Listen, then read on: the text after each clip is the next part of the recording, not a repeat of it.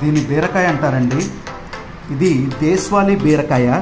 ఇది వచ్చేసి హైబ్రిడ్ బీరకాయ. ఈ దేశవాళీ బీరకాయ ఏంటంటే మీరు పందిరేకపోయినా అది ఎలాగైనా మొండిగా బతుకుతుంది.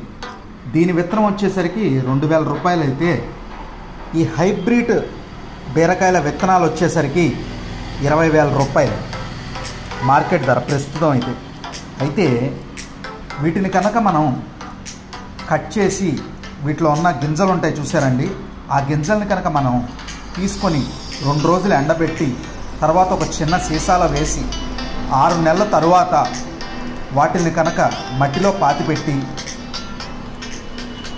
మనకి పంట వస్తుంది. అంటే అవి మొండికాయలు అన్నమాట, చక్కగా పండుతాయి అన్నమాట. ఆ విధంగా కూడా చేసుకుంటారు రైతులు. చాలామంది ఏం చేస్తారంటే ప్లేస్ ఉంటే ఆ విధంగా చేసుకుని పండించుకుంటారు బీరకాయని. చూడండి, ఇది దేశవాళీ, ఇది హైబ్రిడ్కి దేశవాళీకి ఉన్న తేడా చూడండి. అది దేశవాళీకి ఇలా ఉంటాయి అన్నమాట, పాతవి ఏంటంటే కొత్తవి, న్యూ